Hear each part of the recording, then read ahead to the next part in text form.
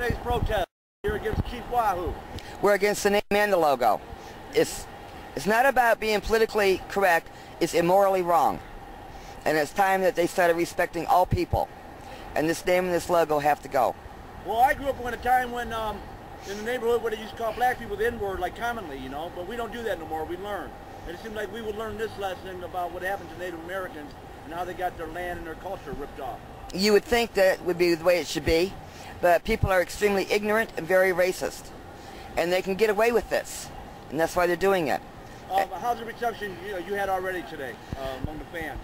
The fans are quite vocal today because they're in the playoffs, so they're getting a little braver. They get meaner. They get closer. Yeah, the closer we get, the meaner they get. Yeah. But Cleveland's not going to make it. No, I heard there's a curse going on. That I don't know about, but yeah. But can I ask you another question? Mr. Vernon Bellecourt just passed away recently. That's right. And can you say something about? Vernon's going to be missed greatly by everybody. He was a great warrior. He was totally dedicated and devoted to his people, and he was well known around the world. And he's just going to be missed terribly among everybody. And we're honoring him today, and it's going to be hard without him. Well, thank you very much, Vernon. Thank you. Ma'am, tell me about this protest today, Chief Wahoo. We've been here doing this for over 4 generations in my family alone, and today we're doing a prayer vigil in honor of Vernon Bellecourt. Could you tell us something about Mr. Vernon Bellecourt? Did you know him? Oh yes, I knew him. I grew up with the Bellecourt brothers. I was a teenager when they came to Cleveland and recruited a lot of the people for the cause. So, Clyde Bellecourt, he what enlightened his brother to get in the movement, right? That's what I read. I guess that's the way it was. I don't know too much history. But I grew up, like I said, with Clyde, Russell Means, and Vernon Bellecourt. What's your message to the Tribe fans about waking up and have a little bit of feelings and respect about getting rid of this racist mascot? Well, I'd just like them to know that we love the game, but we hate the name. And your name, ma'am? Faye Bringsum. I'm a Lakota Sioux. Well, and we're going to miss Bellecourt. Yes. A lot of good footage of him, and he will live on for years to come. Yes, in our hearts. Yes. Hey, brother, can you tell us about this protest at the games playoffs against Chief Wahoo? Well, we figured, we get a lot more media attention during the playoffs. Since all year long, we haven't had much attention at all about this issue that's been going on for decades now. So we decided to come out again, as we do every year, a few times a year, and tell people how we feel. Hey, brother, can you tell us something about Vernon Bellecourt? I just heard that he just passed away a couple days ago. Yes, Vernon, I consider him a grandfather. He's really going to be missed. He taught me a lot. He put me in charge of the American Indian movement for this state of Ohio. And I ended up stepping down for a short time, but I think I'm going to get back into it and try to become the executive director of AIM here in Ohio again. What do you got to say about these Chief Wahoo fans about opening their mind and dump this logo, man? I think they're brainwashed, personally. I think that this has been so ingrained in them that they don't realize that this is wrong. They were taught by their parents what's right and wrong, but of course, as some people are, they become hypocrites, and they pretty much forget their values that they were taught when they were children, and their parents seem to forget the values that they taught their children. And I think it's a sad day in this country when we forget the people and forget how to respect the people that taught them what freedom was all about. How's the response of the crowd already? Well, we've had a few cussing and swearing at us, and they were pretty much drunk. You can tell that. Even when the games starts early, and we're down here 8 o'clock in the morning, half of them are drunk. I've been down here quite a few times, and and have had my life threatened in front of Cleveland police officers.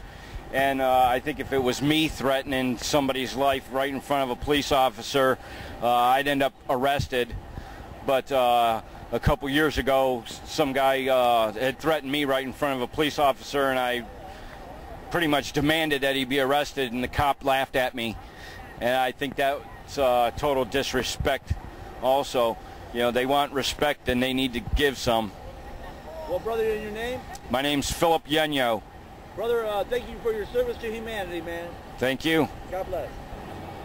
Vernon Bellecourt was always a shot in the arm for the Committee of 500 Years of Dignity and Resistance. One of our stalwart supporters who would come in every opening day and most playoffs, World Series, etc.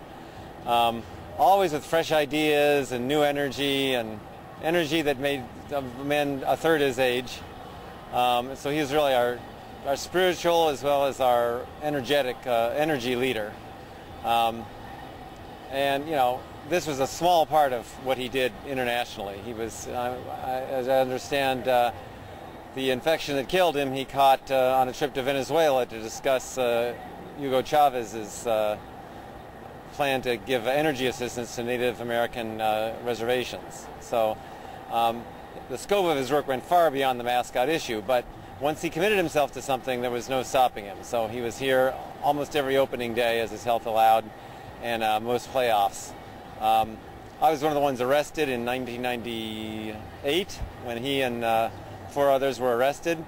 And inside jail, he was the same way, joking, full of energy, always full of humor, a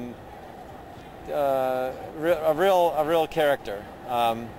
A real force for life and for justice, and defending his people. You know, I don't think, I never saw him, he never said that he was tired, either in the short term or of the movement. He always had more energy. Well, brother, we're going to have his wisdom many moons to come, man. You're going to spread that wisdom. I hope so. Well, you know, we go on in his memory. The issue won't go away, and we know he would want us to be here. And you know, we'll try to carry on in his memory and with some of the same energy and commitment. Hey, your name, brother? James Watson. All right, thanks a lot.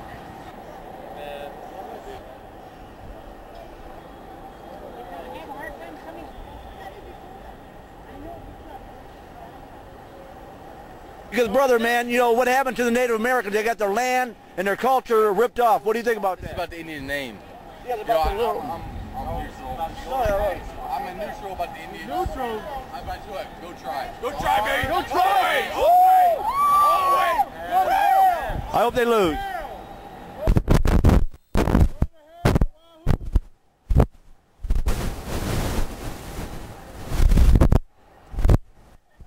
Pies for Wahoo.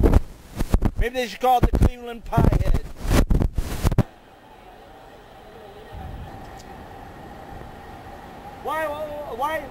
Why are you getting for Wahoo? He's racist.